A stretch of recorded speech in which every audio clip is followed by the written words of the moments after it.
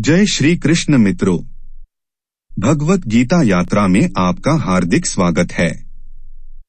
आज हम प्रारंभ करते हैं द्वितीय अध्याय सांख्य योग, जिसका अर्थ है पुरुष प्रकृति का विश्लेषण करना।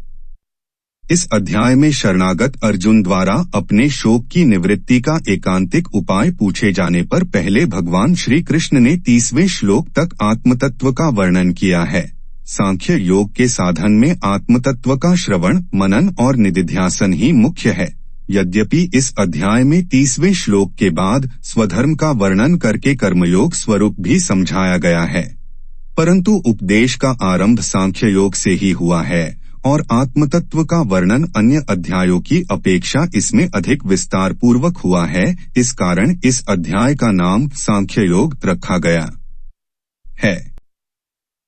भगवान श्री कृष्ण ने अर्जुन से क्या बात कही और किस प्रकार उसे युद्ध के लिए पुनः तैयार किया, यह सब बतलाने की आवश्यकता होने पर संजय अर्जुन की स्थिति का वर्णन करते हुए दूसरे अध्याय का आरंभ करते हैं। संजय उवाच। श्लोक 1। तन तथा करिपयाविष्टमश्रुपूर्णाकुलेक्षणम् विषदन्तमिदं वाक्यमुवाच मधुसूदनः। अर्थात संजय बोले, उस प्रकार करुणा से व्याप्त और आंसुओं से पूर्ण तथा व्याकुल नेत्रों वाले शोकयुक्त उस अर्जुन के प्रति भगवान मधुसूदन ने यहाँ वचन कहा। श्लोक 2। श्री भगवानुवाच। कुतस्त्वा कश्मलमिदं विष्मे समुपस्थितम् अनार्यजुष्टमस्वर्ग्यम कीर्तिक्रमर्जुन।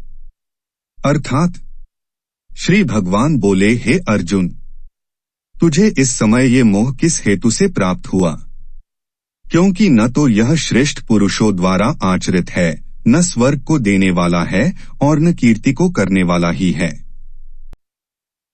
श्लोक 3। क्लैब्यमास्म गमः पार्थ नैतत्वयुपपद्यते क्षुद्रं हृदय दौर्बल्यं त्याक्त्वोत्तिष्ठ परंतप। अर्थात इसलिए हे अर्जुन, नपुंसकता को मत प्राप्त हो, तुझमें यह उचित नहीं जान पड़ती, हे परंतप।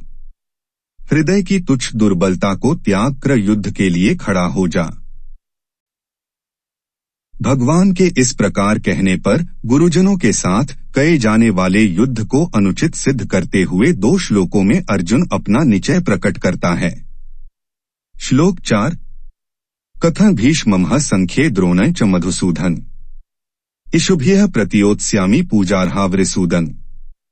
अर्थात अर्जुन बोले, हे मधुसूदन, मैं रणभूमि में किस प्रकार वाणों से भीष्म पितामह और द्रोणाचार्य के विरुद्ध लड़ूंगा, क्योंकि हे अरिसूदन, वे दोनों ही पूजनीय हैं।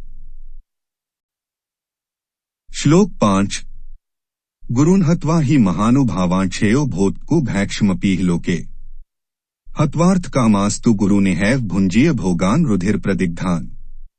अर्थात इसलिए इन महानुभाव गुरुजनों को न मारकर मैं इस लोक में भिक्षा का अन्न भी खाना कल्याणकारक समझता हूँ, क्योंकि गुरुजनों को मारकर भी इस लोक में रुधिर से सने हुए अर्थ और कामरूप भोगों को ही तो भोगूंगा।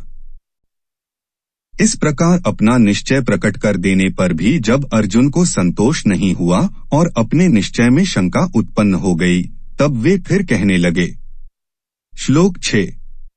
न चैतद्विद्मः कर्तन्नो गरियो यद्वा जयेम यदि वा नो जयेयुः यानेव हत्वा न जिजीविषामस्तेव स्थिताः प्रमुखे धार्तराष्ट्राः।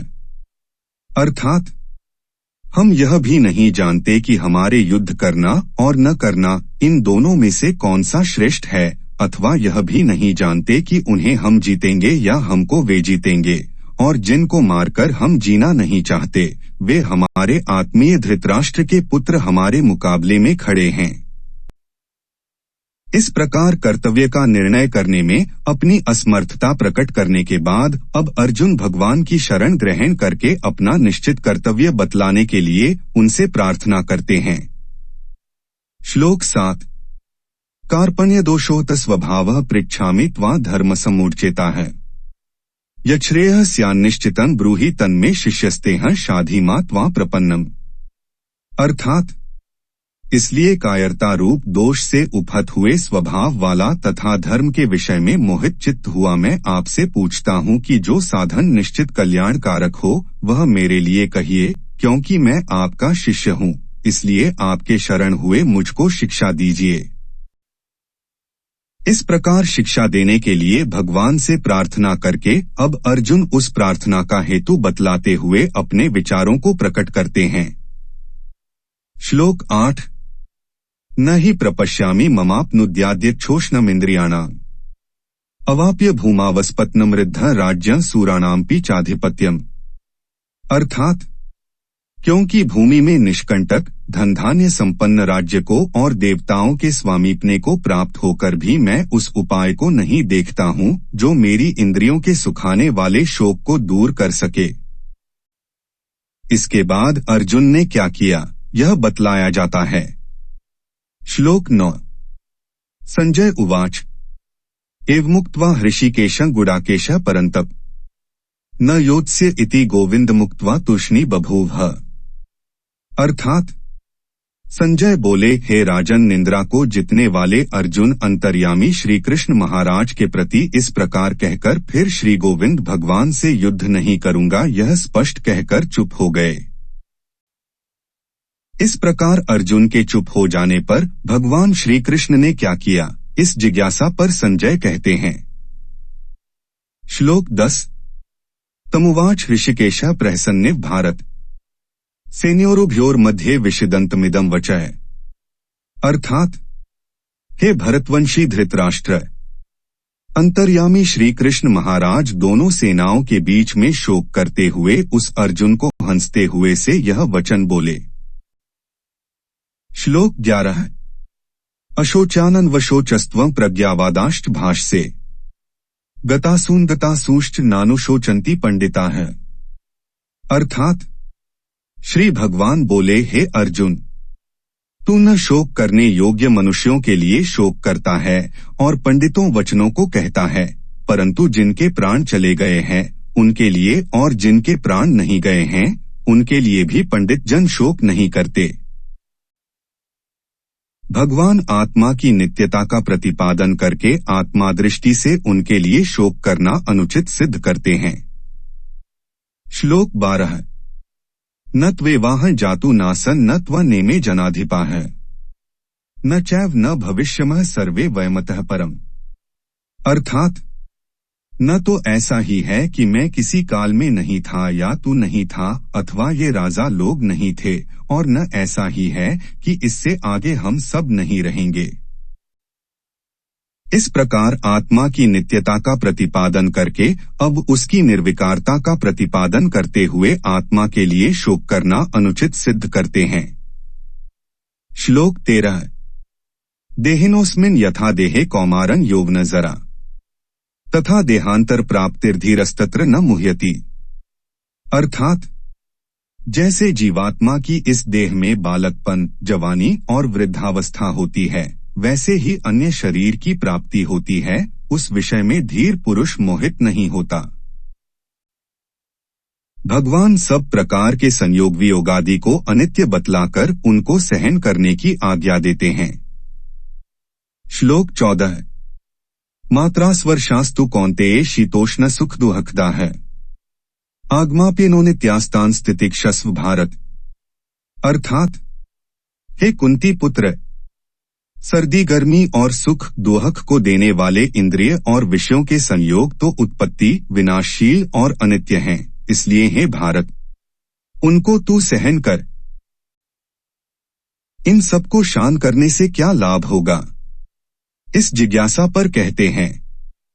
श्लोक 15 यह ही न व्यथ्यन्त्येते पुरुषं पुरुषर्षभ समदुहक सुखं धीरं सोमृतत्वाय कल्पते। अर्थात क्योंकि हे पुरुष श्रेष्ठ, दुहक सुख को समान समझने वाले जिस धीर पुरुष को ये इंद्रियां और विषयों के संयोग व्याकुल नहीं करते, वह मोक्ष के योग्य होता है। इस श्लोक में भगवान नित्य और अनित्य वस्तु के विवेचन की रीति बतलाने के लिए दोनों के लक्षण बतलाते हैं। श्लोक 16 नास्तो विद्येत भावो नाभावो विद्यते सतः। उभयोरपि दरिष्टोन्तस्त्वन्योस्तत्त्वदर्शिभिः। अर्थात असत वस्तु की तो सत्ता नहीं है और सत का अभाव नहीं है। इस प्रकार इन दोनों को ही तत्वज्ञानी पुरुषों द्वारा देखा गया है। पूर्व श्लोक में जिस सत तत्व के लिए यह कहा गया है कि उसका अभाव नहीं है, वह सत तत्व क्या है, इस जिज्ञासा पर कहते हैं। श्लोक 17। अविनाशी तु तद्विद्वि येन सर्वमिदं ततम् विनाशं व्ययस्यास्य न कश्चित् कर्तुमर्हति। अर्थात नाशरहित तो तू उनको जान जिसके यह संपूर्ण जगत दृश्य वर्ग व्याप्त है। इस अविनाशी का विनाश करने में कोई भी सामर्थ्य नहीं है। इस प्रकार सत तत्व की व्याख्या हो जाने के अनंतर पूर्वोक्त असत वस्तु क्या है, इस जिज्ञासा पर कहते हैं। श्लोक 18। अंतवंत इमे देहा नित्यस्योक्ता है शरीरिणः अनाशिनो प्रमेयस्य तस्माद्यध्यस्व भारत। अर्थात इस नाशरहित अप्रमेय नित्य स्वरूप जीवात्मा के सब शरीर नाशवान कहे गए हैं। इसलिए हे भारतवंशी अर्जुन, तू युद्ध कर। अगले श्लोकों में आत्मा को मरने या मारने वाला मानना अज्ञान है, यह कहकर उसका समाधान करते हैं। श्लोक 19। य एन वेत्ति हंतारं यश्चैन मन्यते हतम् उभौ तो न विजानीतो नाय हंति न हन्यते।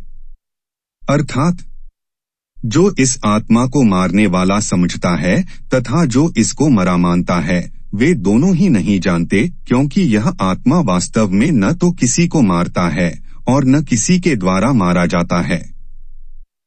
यहाँ हम श्लोक 19 पर समाप्त करते हैं और आगे श्लोक 20 से प्रारंभ करेंगे और आगे जानेंगे श्री कृष्ण कैसे अर्जुन को युद्ध करने को तैयार करते हैं।